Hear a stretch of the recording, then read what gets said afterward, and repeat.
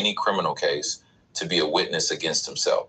So you have the right to refuse for your consent to still count, which means the friendly question about taking a quick look is not a courtesy. It is a legal instrument designed to make you volunteer away the strongest protection you have.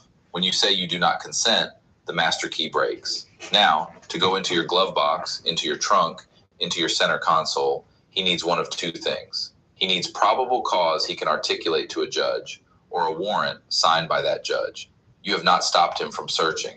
You cannot always stop him from searching, but you have moved the fight from a place where you lose by default to a place where he has to justify every inch. On the record, that handles the physical car. But your car is not just metal anymore. It is a computer with wheels, which brings us to the clause the drafters of the Fourth Amendment could not have imagined. In Riley versus California, 2014, the Supreme Court did something rare and important. It unanimously held that police generally must obtain a warrant before searching the digital contents of a cell phone seized during an arrest. 9 justices, no dissent. Chief Justice Roberts wrote that modern phones are not just another object in your pocket. They are windows into the privacies of life. The same logic runs through every court that has since looked at connected car data. Your infotainment system, your event data recorder, the telematics module logging your GPS pings, your call history, your text metadata, sometimes your contacts sync from the phone you paired 6 months ago.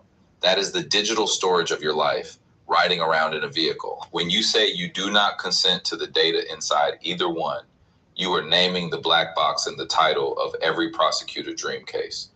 The one that shows where you were, how fast, when you braked, who called. And you are saying out loud on his body camera that you do not consent to that download. Now, to plug into your port, to pull your infotainment logs, to mirror your phone, he has to convince a judge in writing that he has probable cause, which he usually does not on a routine stop. You have shut the physical door and the digital door. The last clause shuts the door he walks through with words alone, the one where you talk your way into the case. The Fifth Amendment says no person shall be compelled in any criminal case to be a witness against himself. Plain English. You do not have to help build the case against you. But here is where people should get angry. In Salinas v. Texas, 2013, the Supreme Court held that if you simply go quiet during pre-arrest questioning without saying out loud that you are invoking, your silence itself can be used against you at trial. Just shutting up is not enough. You have to say it. And the request for counsel has to be clear. In Davis v. United States, 1994, the court ruled that hedged, uncertain requests like, maybe I should get a lawyer, do not count as an invocation and do not stop the questioning. So you do not mumble, you do not hint, you do not hedge. You say the exact words. I am going to remain silent and I want a lawyer. Those 2 sentences said clearly on his camera, that is the doorway that closes the interrogation. I'm going to remain silent. I have the right to remain silent. And I want a lawyer. Judge can throw out. You now have the words and you have the 4 cases that make them law, which means the only thing standing between you and using them is the trap the training academy built to make you talk anyway. That casual line about running a quick diagnostic or unlocking your phone to save time, that is not conversation. That is a consent gathering technique. It is trained. It is scripted. Officers practice the tone, the timing, the head tilt, the little smile, the cadence that says we are on the same team here. It works because you were raised to believe that cooperating with a uniform is the same thing as being innocent. Every voice in your life has whispered the same 3 lies. Just cooperate. Honesty is the best policy. You have got nothing to hide. And in almost every corner of your life, those 3 sentences are decent guidance. On the side of a highway with a black box under your dash, silently narrating the last 6 weeks of your life, they are a confession machine. The villain in this story is not the officer walking up. He is doing his job. The villain is the training that turned a routine stop into a data harvest and the mainstream advice that trained you to sign the intake form. Here's the part that should make you angry. You bought that car. You are still making payments on that car, and the manufacturer sold access to its data pipeline to companies that sell it right into the hands of the officer walking up to your window before he even asks your name. That is the system, not him, the system. So you think you will just talk your way out. I will be so charming, so reasonable, so clearly a good person that he lets me go. That is exit door number 1, and it is welded shut. Because the second you start explaining where you were, why you were there, who you were meeting, what is in the console, you have consented to be a witness against yourself. That is the Schneckloth rule. Every word helps him. Fine, you think. I will just go quiet. I will not say anything. I will just sit here and let him talk. That is exit door number 2, and it is welded shut too. Because of Salinas, silence alone, without invoking out loud, can be used against you at trial. Just shutting up leaves a hole a prosecutor drives a truck through. Okay, you think.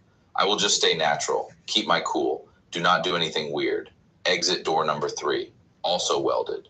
Because natural becomes furtive movements in the report, nerves become evasive, a dry mouth becomes consistent with concealment. Your body cannot beat his body camera. Talk, wait, react. All 3 doors are traps. The words you already have are the only exit that works. And I am going to be straight with you here, because you deserve straight. Saying these words tonight might not stop the search. It probably will not end the encounter in the next 4 minutes. Some officers, especially ones who think they already have probable cause, are going to push in anyway. Your win is not on the roadside. Your win is the suppression motion 3 months from now in front of a judge, with your lawyer holding the body cam footage of you saying those 4 sentences, clean and polite. That is when the black box under your dash gets thrown out of evidence. That is where the fight belongs. When someone fails to pay their property taxes, the government actually creates certificates on that debt. You can buy that debt from the government by paying the taxes. Then when the owner finally pays, you get the interest owed from the delinquent bill. And if they never pay the property, it goes into foreclosure, where you can invest in it for very cheap. It is by far the easiest way to get into real estate. No dealing with tenants, renovations, or Airbnbs. If you want to learn how to do all of this, all you have to do is click on the link below and sign up for our live in-person training in your local area. At the event, we're going to teach you how to find and invest in these properties, the secret to getting some of the best deals, and we are going to show you how you can do it from anywhere in the world with nothing but a laptop. The event is 100% free to attend. All you have to do is click on the link below and secure that ticket. We only have 50 seats available, so if this is something you want to learn and get started doing this month, click the link below, grab your ticket before the event fills up. When I got to the free live event, I was just in the courtroom, not the shoulder of the highway. And one more piece of straight talk. Being rude will not save you either. Attitude gets written up as uncooperative and hostile and buys you an escalation you did not need. Firm is your friend. Rude is his. There are good officers out there, and there are bad ones, and the badge deserves respect either way. You are not there to fight the man. You are there to use your rights. Those are 2 different things. The first push you will face is the most emotionally manipulative one. He is not asking a question. He is offering you a chance to prove you are a good person by giving up your rights. The comeback is 1 sentence, said calm. I am not saying I have anything to hide, officer. I am saying I do not consent to searches. Am I free to go? Say that, and you have done 3 things at once. You refuse to accept his framing. You did not concede that refusal means guilt. You restated the invocation on his body camera, and you reopened the detention question, which puts him back on the Rodriguez clock. He now either has to release you or admit he is holding you. Both answers help you. Do not repeat yourself past that. Do not defend yourself. Do not explain why you refuse. Refusing is a right. Explaining refusal is a leak. Second push, and this one, unlike the first, is actually a lawful order. Under the Mims rule, he can order you out during a lawful stop. So you get out, calmly, hands visible, slow. You do not argue, you do not ask why. You comply with the lawful order and only the lawful order. And as you step out, because he is about to escalate into asking about the car itself, you say you will step out, but you do not consent to any search of the car or the data in it. That is the pairing that keeps you safe and keeps you covered. Comply with the body, refuse with the words. He can move you. He cannot move the invocation.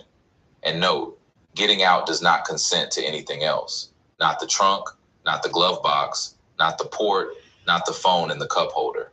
Every one of those is still locked behind the words you just said. Third push, And this is the one the connected car era was built for. He wants the data.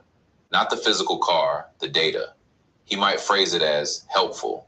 We are just going to pull the diagnostics. It clears up the whole thing. The comeback is direct. I do not consent to a search of my phone or my car data. If you want that, you will need a warrant. Under Riley, phone contents generally require a warrant. The same logic runs through the digital storage. It's the same warrant out rebuttal. I do not consent camera, you have handed a suppression judge to my phone being searched or my vehicle. You did not lie.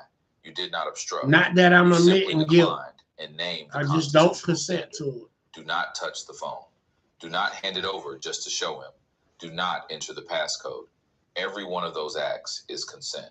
Fourth push, and this is the last one before he either lets you go, writes his ticket, or moves to arrest. He drops the friendly tone. He tries pressure. You are making this harder. This will go easier if you just work with me. I can bring a dog. I can call for a warrant. I can hold you here for hours. The comeback is the shortest one you have said all night. I have said what I need to say. I am going to remain silent until I have a lawyer. That is it. You do not restart the conversation. You do not soften. You do not answer his last question, even if it sounds like small talk. Because everything after that sentence, every single word, is either evidence he cannot use or evidence you handed him for free. Every rung of this ladder holds. All of it holds. Unless you make the mistake I am about to show you. Here it is. The mistake that undoes every word. You said the 4 sentences. Clean. On camera. He nodded. He walked back to his cruiser. And now he is walking back towards you. And the tone is different. Softer. He is smiling now. Hey, off the record. Where were you headed tonight? Anybody waiting up? Rough shift? And you, because you are a decent human being and someone finally sounds friendly, you answer. 1 sentence. Just one. That is a waiver. Full stop. In Berghaus versus Tompkins, 2010, the Supreme Court ruled that the invocation of the right to silence must be unambiguous. And the moment you voluntarily start answering questions again, you have waived it. In Davis versus United States, 1994, the court held the same about the request for counsel. Hedged or abandoned, and the protection goes with it. Everything you invoked, uninvoked, on the record, on his camera, and it is admissible. So the rule said the way you need to hear it. Say the words, then stop talking. 1 more sentence and you have unsaid them. Not 1 more sentence to be polite. Not 1 more sentence to explain. Not 1 more sentence. Because the silence in the car feels heavy and you want to fill it. Not 1 more sentence when he asks how your kids are doing. The whole point of saying the invocation clean is so that everything that comes after has to be fought over in court. 3 things men experience before giving erectile dysfunction. 1, dribbling after peeing. Most men think this is part of getting older. It's not. It's your ischiocavernosus muscle getting too weak to fully squeeze out your bladder and shut the valve. This is the same muscle that supports your erections. If it can't stop pee from leaking, it won't keep blood trapped in your erection to make it hard. 2, not waking up with morning wood. Most men think morning erections are about being turned on. They're not. Morning wood is your body's natural test of your erectile system. It happens. Every word you volunteer.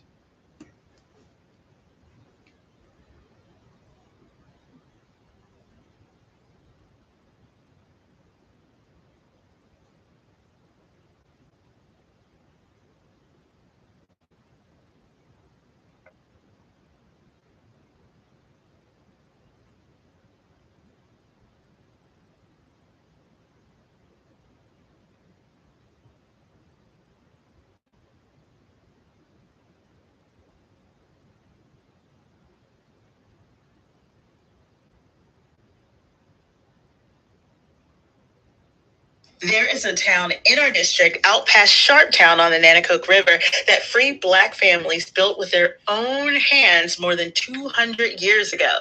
Most folks who live about 20 minutes away have never even heard its name. And the little 1-room schoolhouse at the heart of it, the National Park Service looked at these schools all across the country and picked that one, ours, as the one worth saving. Let me show you San Domingo. So here's who they were. Around 1820, free Black families settled a stretch of land between the Nanticoke River and Sharptown, Maryland. 10 years before that, the census says not one free Black person lived there. By 1820, however, there were more than 600 of them in over 100 households. And this is a time when this was almost impossible, y'all. But the people of San Domingo owned their own land. They built a church. They built a school. They ran their own businesses and raised their own families right out in the open. Even the name tells a story. San Domingo. The stories passed down and the name itself point back to Haiti. Folks believed that the founders were sailors who came here after the revolution that freed Haiti back in 1804. A man named James Brown, listed as a mariner in the old census, is remembered as the one who started it. It is one of the oldest free Black communities in the whole state of Maryland. Over in Easton, there's another one called The Hill, even older. This is our history right here in our home, and almost no one knows about it. Guess what, y'all? That little school is still standing. The heart of San Domingo is a schoolhouse built in 1919. It's what they call a Rosenwald school, part of a program that helped build schools for Black children all across the segregated South. Get closer. I want you to hear this. The program put in some money, and the people of San Domingo did the rest. They raised the funds themselves. They gave the timber. They gave the labor. A family named Brown gave the land. They built the place that taught their kids. Children learned in that school until 1957. Then in 1961, the community bought it back and they kept it going ever since. They fixed it up, and today it is a community and cultural center. They saved it themselves the same way that they built it. You ready? It's going to get big and it's going to get personal right now. So a few years back, Congress asked the National Park Service to study Rosenwald schools all over the country and figure out which ones belong in the national park system. They looked at 16 of them, and San Domingo, ours right here in Wicomico County, was the only one that made the cut. So right now, there's a bill in Congress to do it, to make the San Domingo School a national park. And I went and looked it up to see who signed it, who co-sponsored it. A congressman from Illinois wrote it along with James Clyburn. You've heard that name before, right? And a Republican from Virginia's 1st District signed on. Some other people, including a congressperson from Maryland, actually signed on too. And it isn't even in their district. You know whose name I couldn't find on that bill? Say it with me. Andrew Harris, right? Oh, man, the man who represents San Domingo in Wicomico County. The one school in the whole country the Park Service picked is sitting in his district, and he hasn't signed up to help. Now, look, a congressperson can't put their name on every single bill. I totally understand that. But this is the one school the Park Service chose out of the whole country, and it's in his own district, y'all. A Republican from Virginia found the time. So I think it's fair to ask our guy to do the same, right? And San Domingo isn't by itself. The whole entire district of Maryland 1, especially the Eastern Shore, is full of Black history that is hanging on by a thread. Cemeteries with headstones broken and nobody funded to fix them. Churches 100 years old with holes in roofs. Old schoolhouses getting torn down because the county can't afford to save them. There is federal money that is supposed to protect places exactly like these. Almost none of it has ever made it down to us on this district down here on the lower shore. For sure. That is a choice somebody makes in DC every single year, and it only changes when people down here make some noise about it. So here's what I'm asking, and I'm going to make this easy. Call Andy Harris's office. I'm going to put the number in the comments. Kind of polite, and ask him one thing. Will he sign on to make the San Domingo School a national park? Yes or no? It is in his own district. There's no good reason for him to say no. And go see it for yourself. San Domingo is right off Sharptown Road in Wicomico County. Go visit that school. Take your kids. Learn the names of the people who built it. That is how a place like this stays alive, y'all. San Domingo is ours, and keeping it is on all of us. So call Andy Harris's office. I'm going to put the number in the comments along with the House of Representatives bill number and ask him one thing. Will he sign on to make San Domingo School a national park? Then go see it for yourself off Sharptown Road. Take your kids, learn the names of the people who built it, all right? Also, share this with 3 of your friends who didn't know about all this history right here in Maryland's 1st District. This is how we keep it all of us for all of us for life, y'all. There is a town in our district out past Sharptown on the Nanticoke River that free Black families built with their own hands more than 200 years ago. Most folks who live about 20 minutes away have never even heard its name. And the little one-room schoolhouse at the heart of it, the National... That's some Black history for you. I told you. When you come to Streets Finest Podcast, you're going to learn something. You feel me? And so... they're talking about a place in Maryland that, from what she's saying, it sounds like it's near the Eastern Shore, somewhere up that way. I mean, Maryland is so big, as well as Virginia. It's like so many little towns and counties and, districts. It's like, I just be riding and just be like real amazed, like I just be like, I wonder what's down this corner, what is down this way, what's up that street. So sometimes I just find myself riding just to see places because they throwing up houses everywhere. Every little area that they can develop is being developed. And that's one of the things that I enjoy about getting invited different places because sometimes it'll take you somewhere you haven't been, and I like that. So, yeah. Excuse me. So,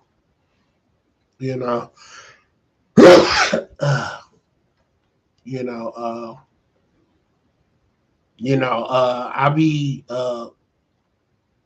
talking about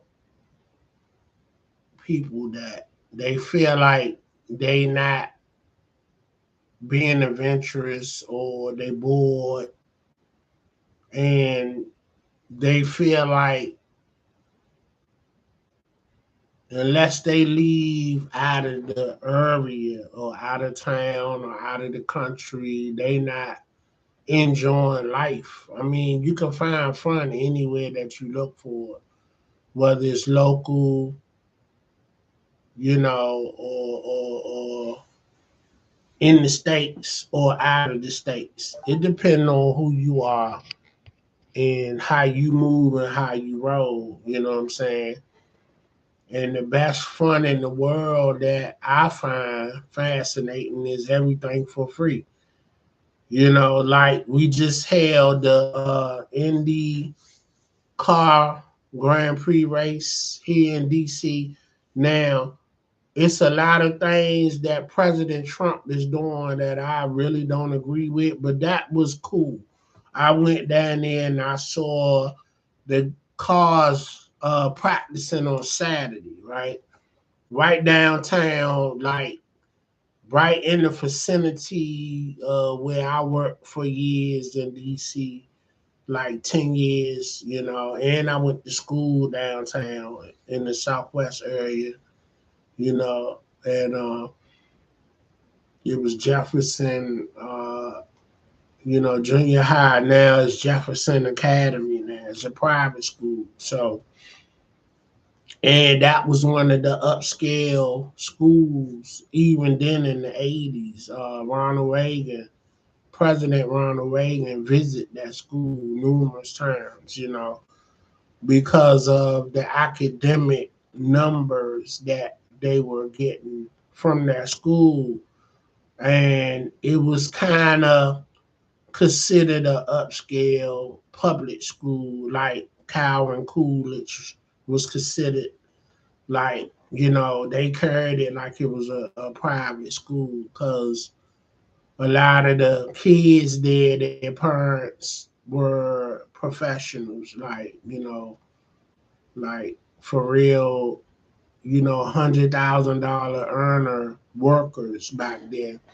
No matter what the occupation was, they earned good money. So, you know, let's say earning 200,000 in the 80s or 90s, that was doing something. So you were like upper middle class, you know, in the 80s. Now to be considered upper middle class, you making like 400,000 or 500,000, So so if you get my drift and then you understand the class brackets, you understand what I'm saying. And you know, uh, so Jefferson was kind of sort of, on that scheme of things. But but if your parents kind of was adamant about, hey, I don't want my kids going to the area schools because I researched and I saw that this school has better numbers, better educators, and I'm insisting that my child go here. They couldn't refuse you. You know what I'm saying? And they usually want your kids to go to neighborhood schools because it's convenient, it's walking distance. So that's why in DC back in the day, we would always get mad because every time it snowed, Maryland and Virginia schools were open and we still had to go to school. So now we getting love, for school snow days when it snow. Because nowadays the snow be massive. It shut the government down. So, so everybody be gone, home, and, you deal with it. But, yeah. But, so, yeah. So, but back to what I was saying, because, my 56 years didn't really allow me to learn a lot of things as I matured over the years. And I got 50, 11 things to talk about. And therefore, that's why when I talk, it's easy for me to segue into something else. I got a lot to talk about.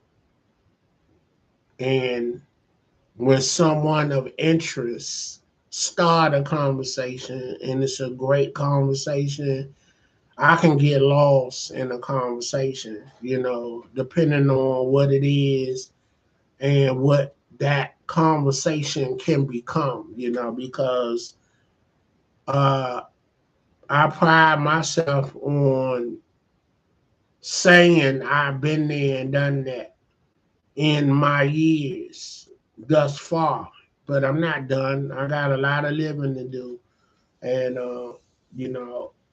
I recently had a health scare and, it hospitalized me for a couple of days. And, I had a light surgery.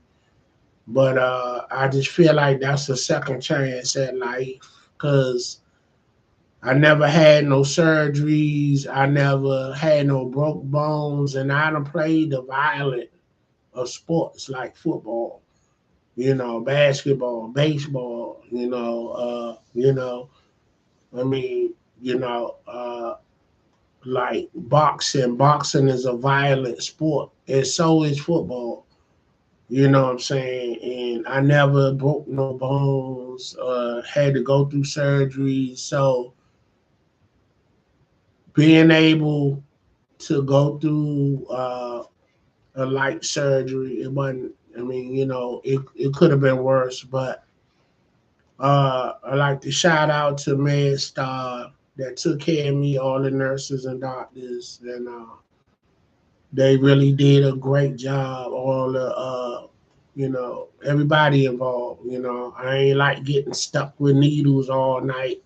Every time you fall asleep, somebody waking you up trying to give you medicine or stick you with needles. It was a nuisance. And and it was crazy. I grew up as an asthmatic, and you know, I hate the hospital because I was there so much as a child with asthma. So, and I haven't been sick in over 30 years. So this is crazy. So, anything wrong, I blame it on the devil. But I'm gonna blame myself that,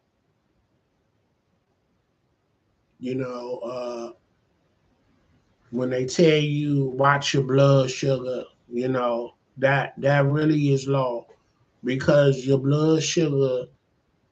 So I'm a type 2 diabetic, just putting that out there. And my blood sugar was almost, you know, it just where it shouldn't have been at the end of the day.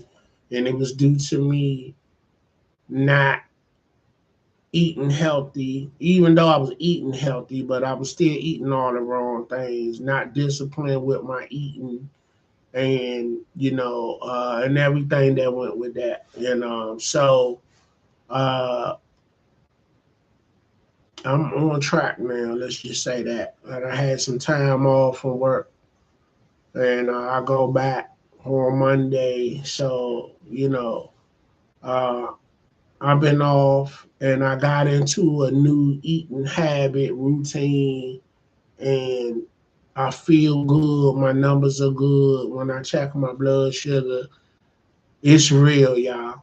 It's real. It's real, because your blood sugar is connected to your high blood level, and your high blood pressure controls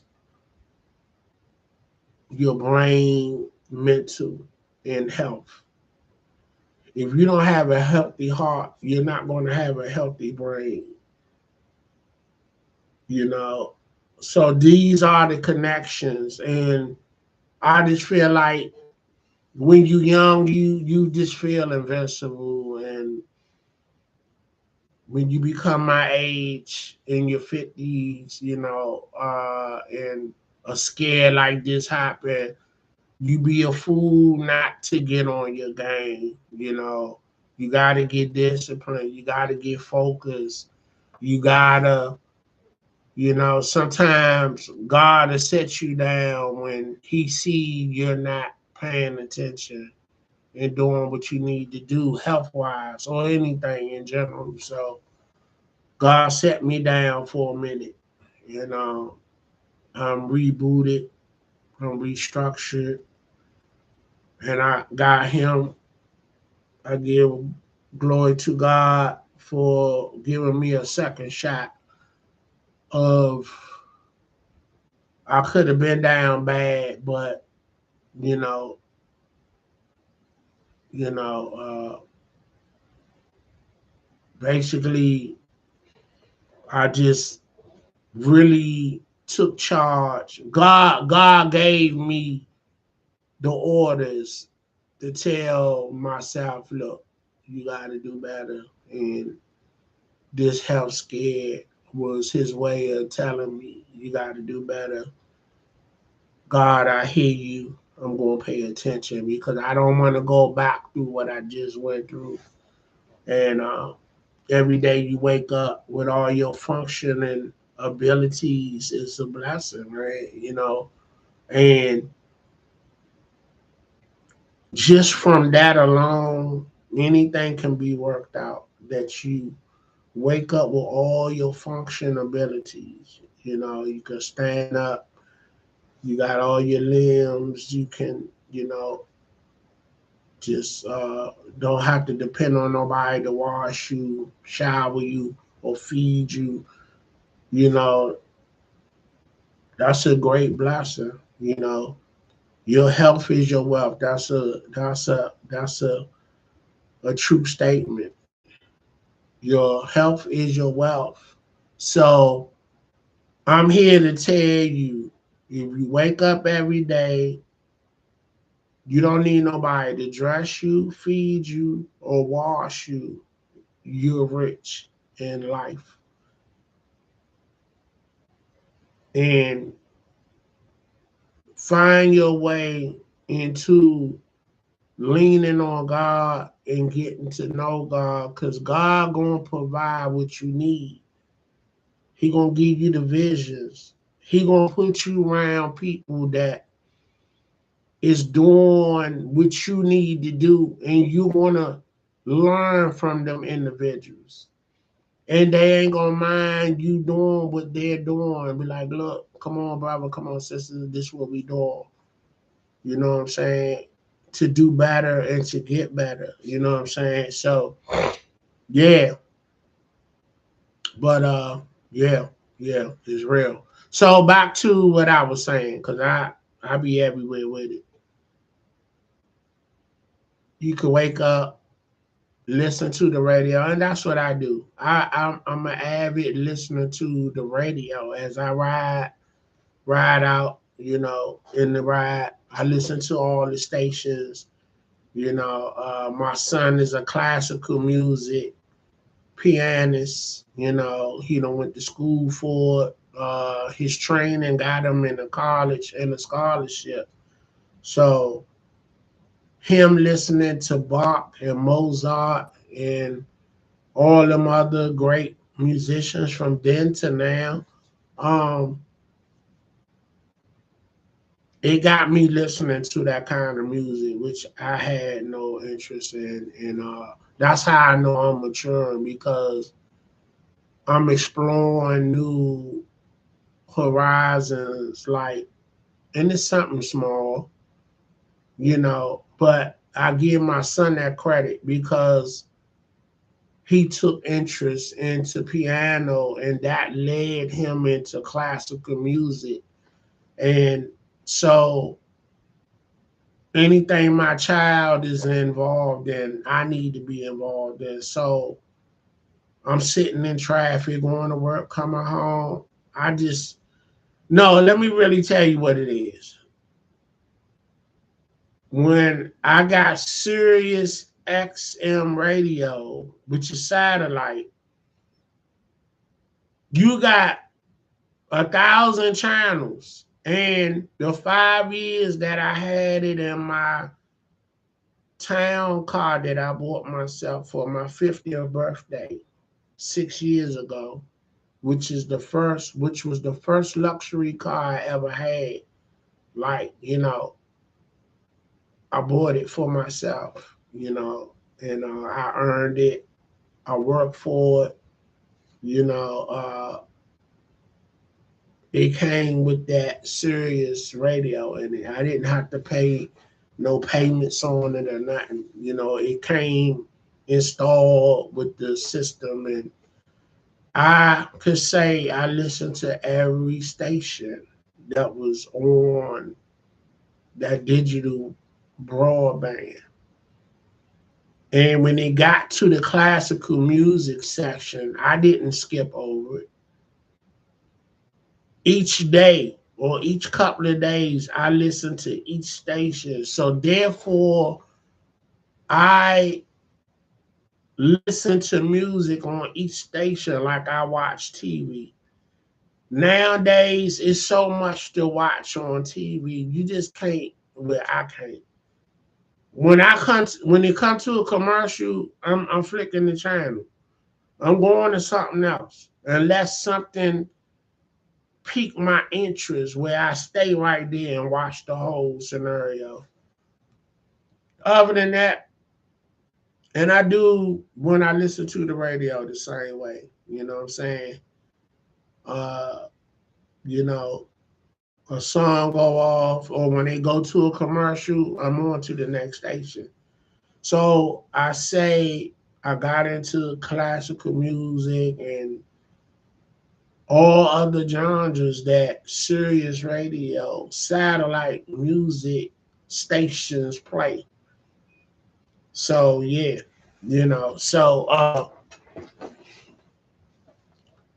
I say all that to say you listen to what's going on in all parts of the area where you live. So I'm connected and plugged into all the events that's going on, that's free, that is not free, on a local community level and abroad, you know, far as all around the city.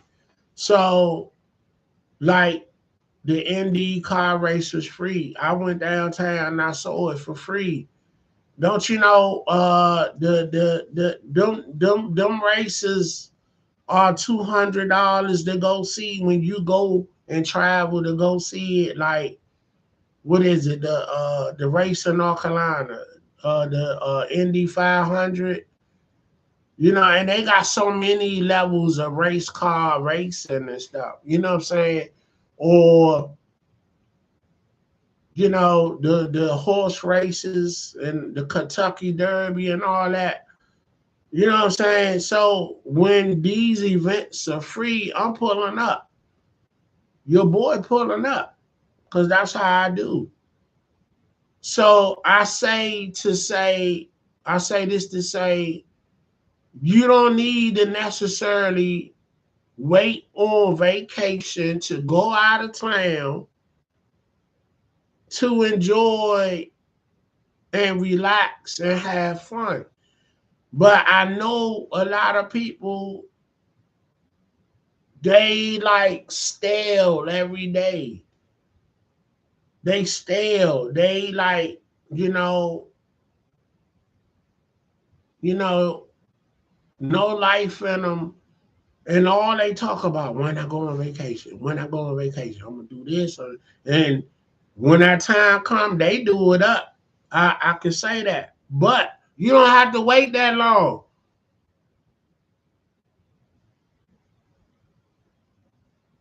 You can find fun in anything, especially on the weekends.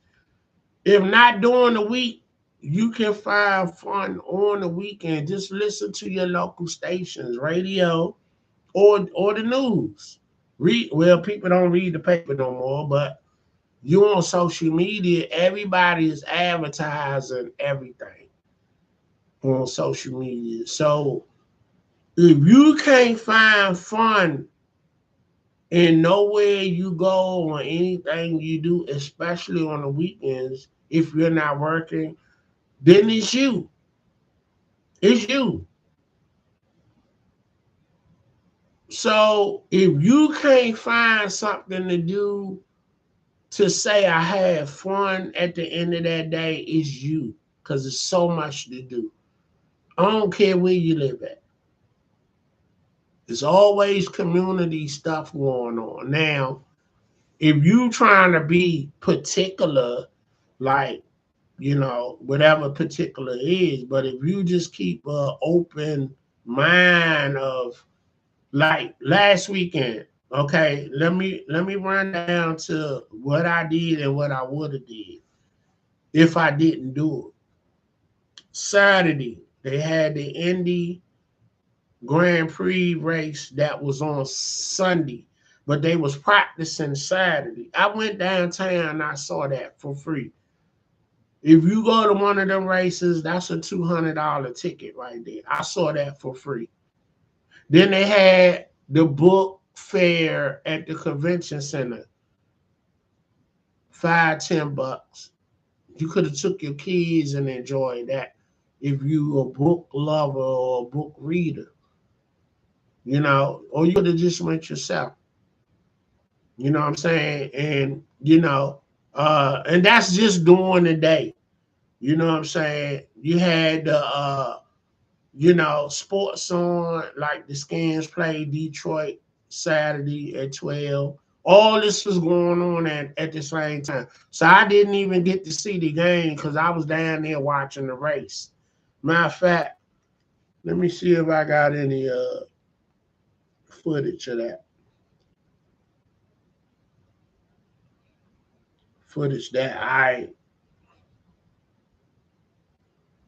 recorded. You know what I'm saying? Yeah, I got it.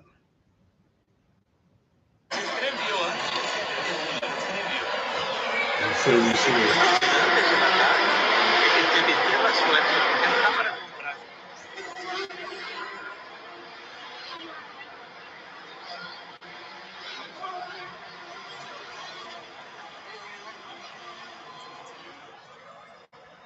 That was Saturday. The real race is on Sunday.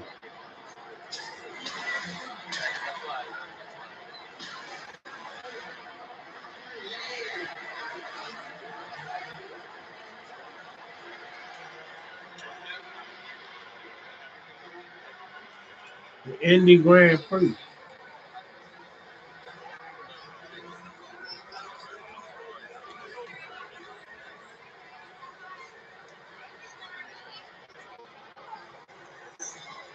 That was the highlight of my weekend right there. To see them race cars before my eyes. You can watch it on TV, but it's enough. It hit different once you there watching it close up. You know what I'm saying? Yeah.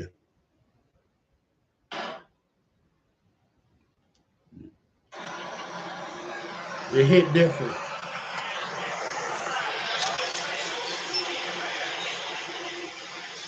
Yeah, they're selling merch.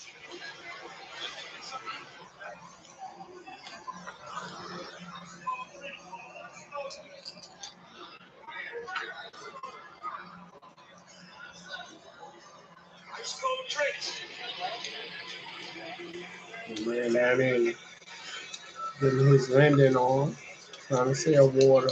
It wasn't even hot. The weather was beautiful all weekend. They got the National Guards out there, police, fire, EMS.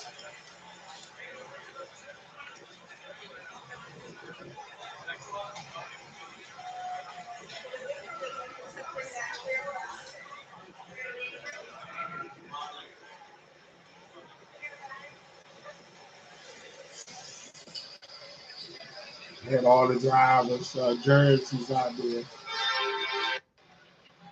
Yeah. The National Guard.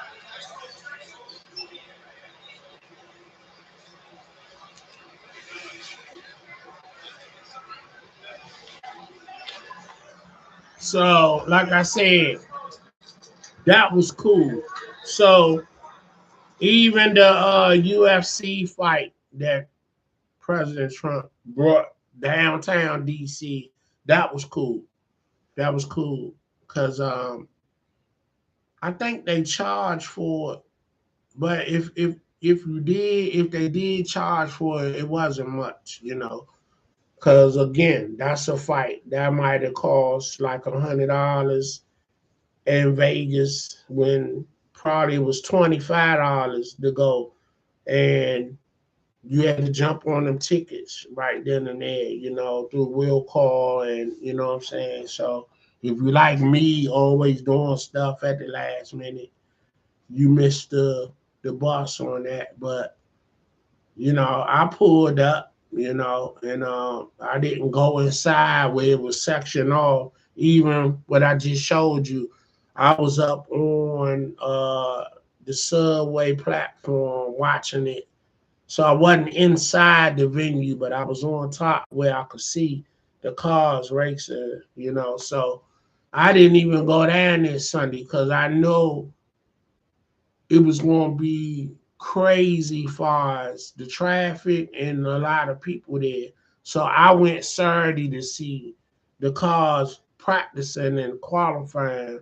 I didn't see the actual race, which was on Sunday, but you know, but again, I got footage. But that was me with my own eyes seeing that, you know,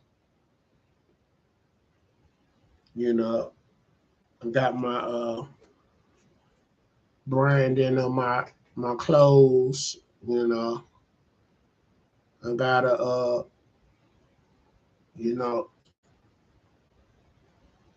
got the branding on my clothes, apparel on, promoting my brand. You feel me? You know, anybody want to get on board with the apparel, with the gear, shout me out and I'll get at you. Let you buy one, get one free. It ain't about making money for me. It's about promoting the brand because the brand will sell itself. If you like it, rock with it, then that's what's going to be. So I got the colors, of the Redskins, you know what I'm saying, the Commanders with my name brand, with my logo and my brand name on the colors. So when I pull up at the game, the colors going to promote the team, but I got my name on my apparel to promote my brand. You feel me? That's how we giving it up. You see it, Streets Finest. You see that? You know. So yeah. So that was like one of the highlights, man. You know what I'm saying? You know, your boy downtown.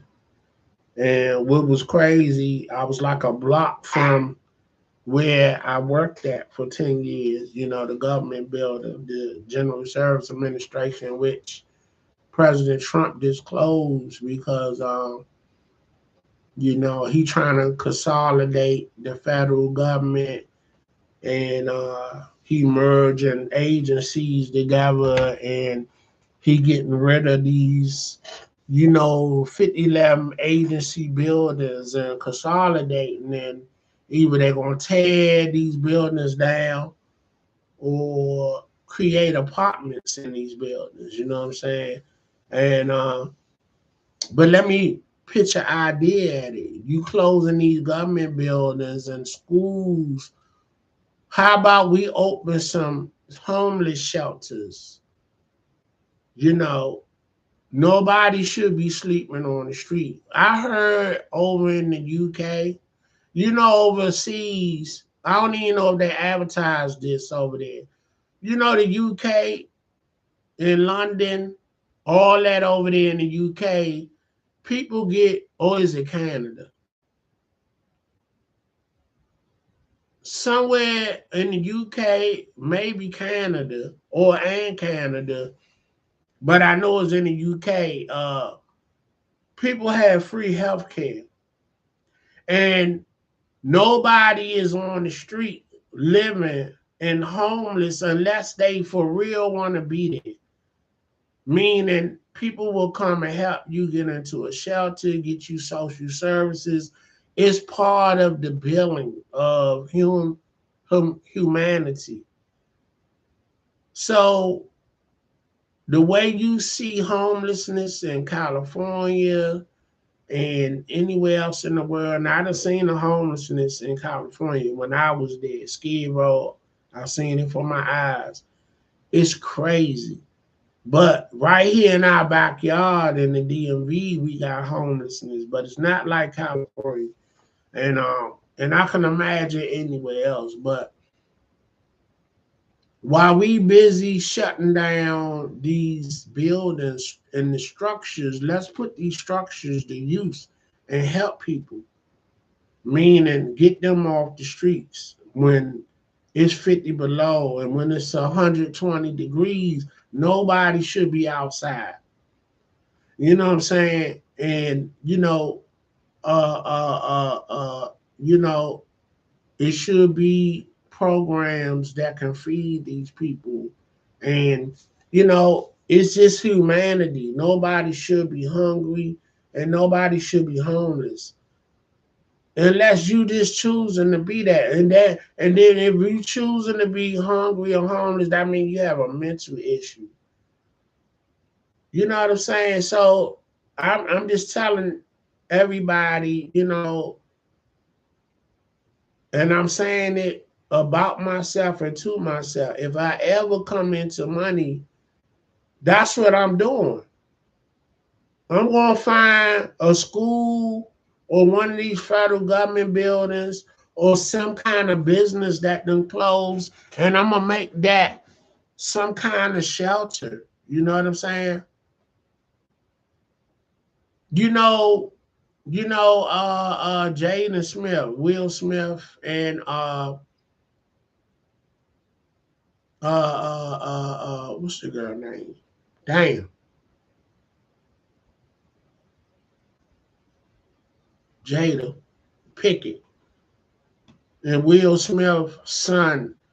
Don't you know in Atlanta, I don't know if it's still open, but that young man opened a restaurant that feed the homeless every day on his dime. I don't know how long he been doing it, but he provides that, and he providing jobs for people that cook their food. So let's say cooks, servers. It's a restaurant that the homeless can come in and eat a good meal and take food with them, and he pay for that out of his pocket. That's what millions of dollars can do for people to nourish them while they out there trying to figure out their life. You know what I'm saying? Like, come on, man. Why everybody with money ain't doing this?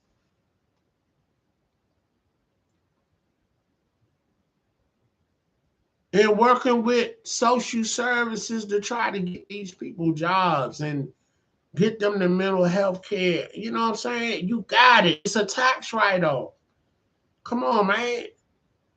Come on. Just do your part. Yeah, you ain't got to do everything. Pick one. Do you want to feed them? Do you want to provide shelter? You know,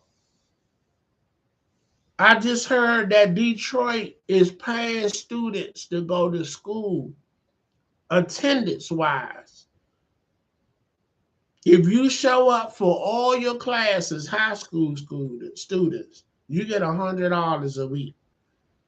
Just to attend all your classes that week, you get $100 in your pocket.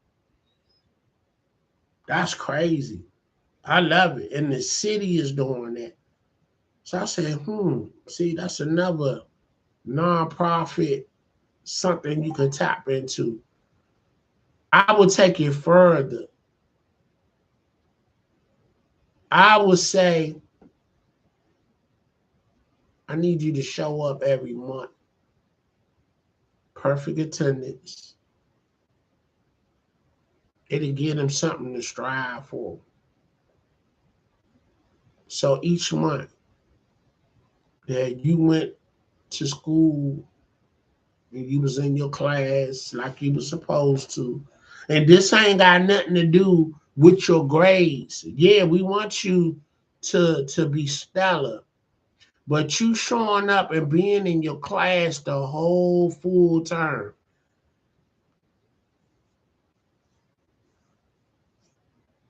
Come on, man. You get $100, not a week. I mean, you can surprise people without them knowing, hey, you came to work all week. As you get your $100 within the month, and you see, that'll be an addition. So some people will get $300-400 because they came all that week.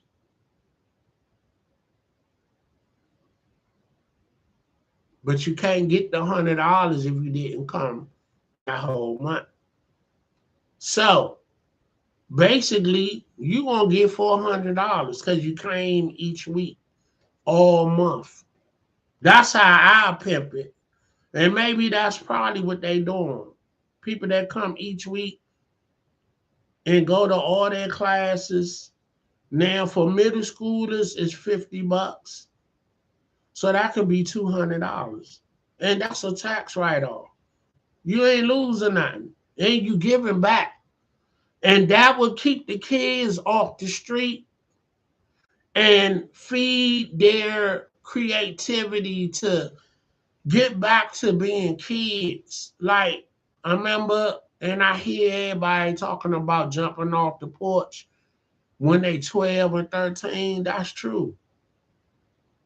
And it's your cousins, your uncles, or your friends, older brothers recruiting you because one, they know they're going to let you out if you get caught.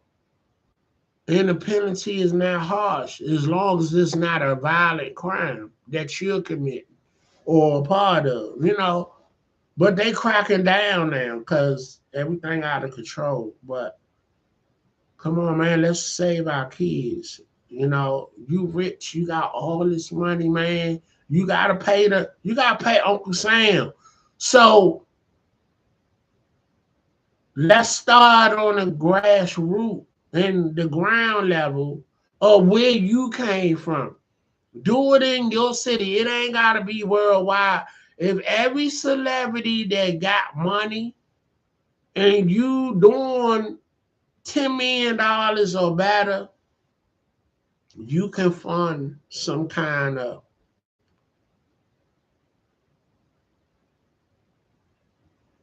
nonprofit that will feed people and house people and work with social services to get people, you know, out of the street. Like, and it's free will. When you come to eat, try to get people, when they come to eat, try to get people to sign up and come and try to find a job. And then if you find a job and you gonna go to a job, and the job could be McDonald's, fast food or something. If you want to really clean yourself up, then that can lead you to a place to stay because you can get half of your check that you're working for, and then half of the money will go to where you stay to help that facility keep running. I saw that in a movie. I think the girl Tootie Kim Fields was playing that in that movie, and she had like a big house. It was down south, probably 6 bedrooms. And for the room, she had roomers that they had to work, and these were people that was in the shelters. And she was like, "Look, do you want to be here? Do you want to be on the streets? I can help you if you help yourself. Let's go get you uh uh uh let's get you a social worker that will get you some benefits going, and you can come stay at my house, and you got to get a job. You got to maintain that job, and you got to work 40 hours, and half of your money is your money, and you got to follow the rules, and you know what I'm saying? And if you stay on this path, we can help you. Like they could break that money down. Like, say like you get $1,000. So you can give this person $250 of that money. Set up a bank account for them $250. Then where you stand could be, you can pay them $250, and then the food you eating can go to groceries. So each month, and if you stay there a year, you got enough to get yourself an apartment, you're working, and you got to stick with the program. You got to follow the rules. And,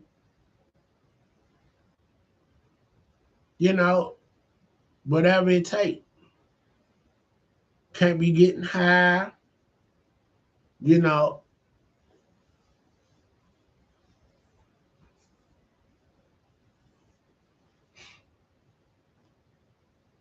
I mean, it just gotta be written, and the rules of what will be the rules for that person to abide by.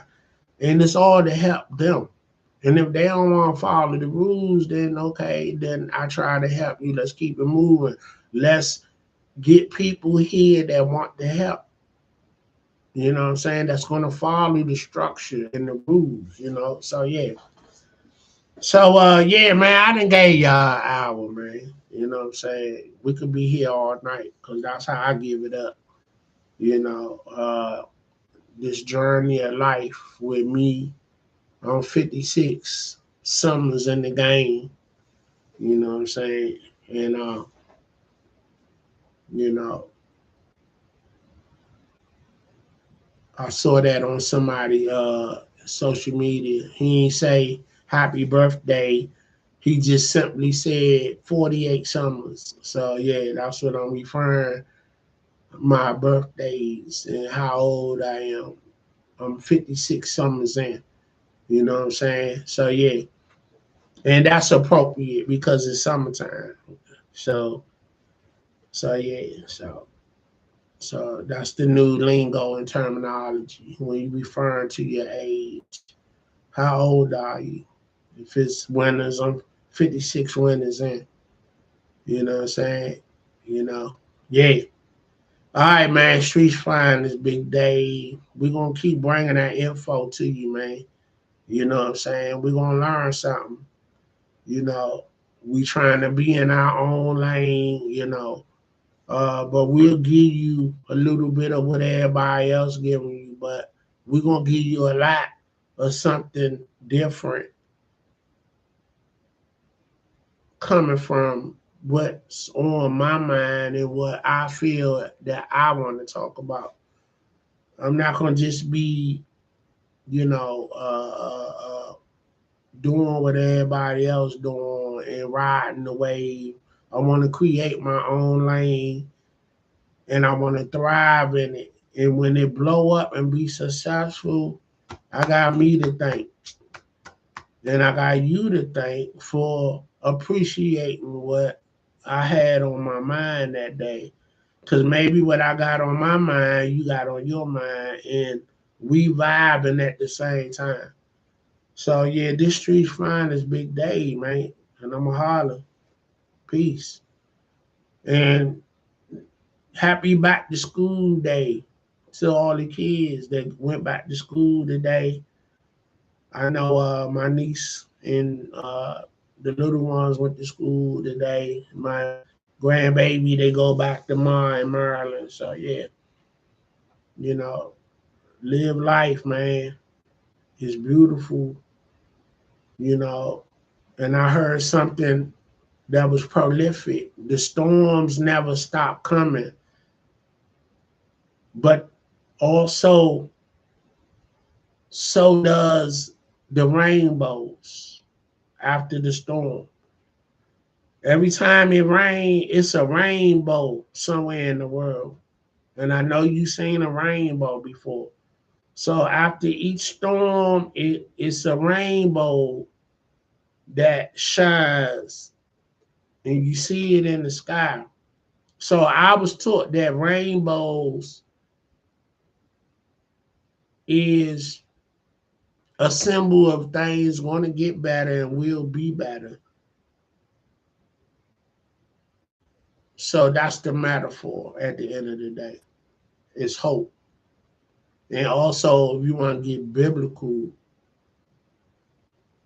I was taught that the rainbow is a symbol that God will not destroy the earth like he did before when he demolished the earth and sanctioned Noah to build the ship. And all the animals and everybody that got on there, 40 days, 40 nights, and then started a new land, a new earth after he demolished everything by rain. So, so yeah, that's just something that I remember. Don't quote me on word to word or the exact meaning, but those that know what I'm talking about, that know what I'm saying, if I didn't do it or say it in the right context, you know what I'm talking about. So you can chime in and let me know what I should have said right. If I said it wrong, it's okay. So I holler. Y'all have a good one. You know what I'm saying? I get at y'all, man. You know, the doctor sanctioned me to go back to work next week. So that's why I've been coming to y'all real often, because I've been off and getting rest. And yeah, man, you know, but we get ready to be back at it. You know, the grind never stopped. You work hard, you need to play hard, and you need to live life to the fullest before God say it's time to come on home. And when it's time to go home, you don't want to leave no regrets. You know, this word progress popped in my head today. You know, progress is short for progressive. And progressive is always what you want to be doing in life. You want to progress and you want to be progressive. So always moving forward, building and uplifting. Well, moving forward and building, going forward. Progressive. Like the insurance, progressive insurance. You know, moving forward, you know, being on top of your game. I get it. So, you know, that's just something that it just hit different when you talk about it. Like I just went through a setback, but because no, I had a health scare that because I've been progressive and on my game, God allowed me to get better and relax. And nothing was disturbed of me not being able to be in action. And I'm thankful for that. But that was only because of the work that I put in to be progressive. So now that I done took time off, I done rebooted, I'm in a new space of health, you know, progression.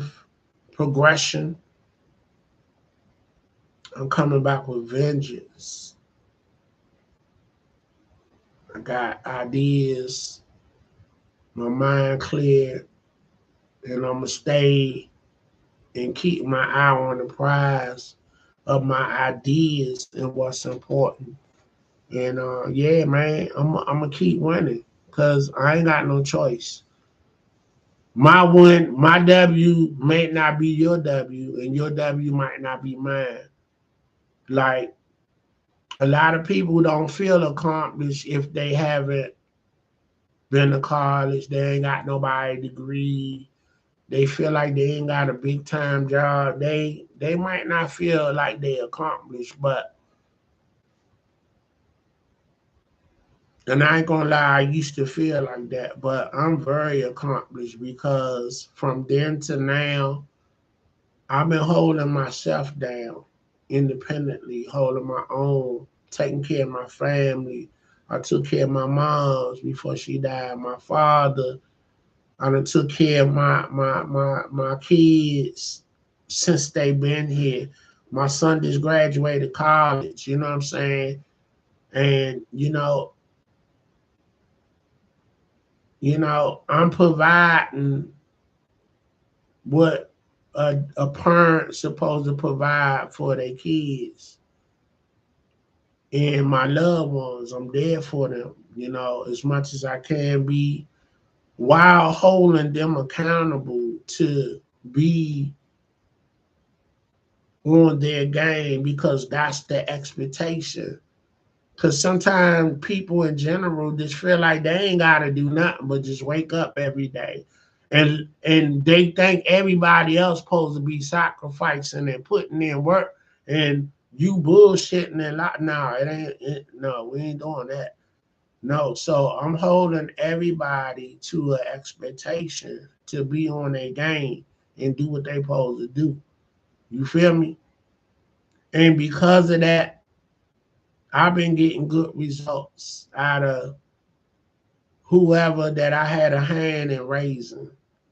It's been a lot of resistance, but my success rate is stellar. You feel me? More success rates than non-success rates.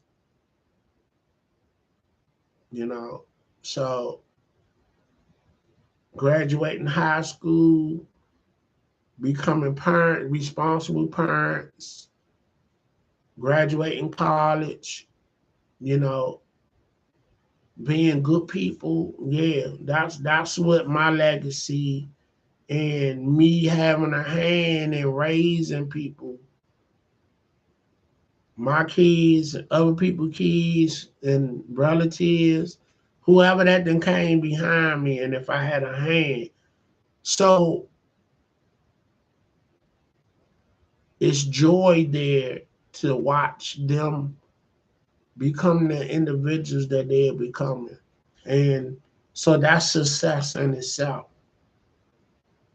So everything gotta be so dependent on what kind of degree that you command, what kind of job you hold.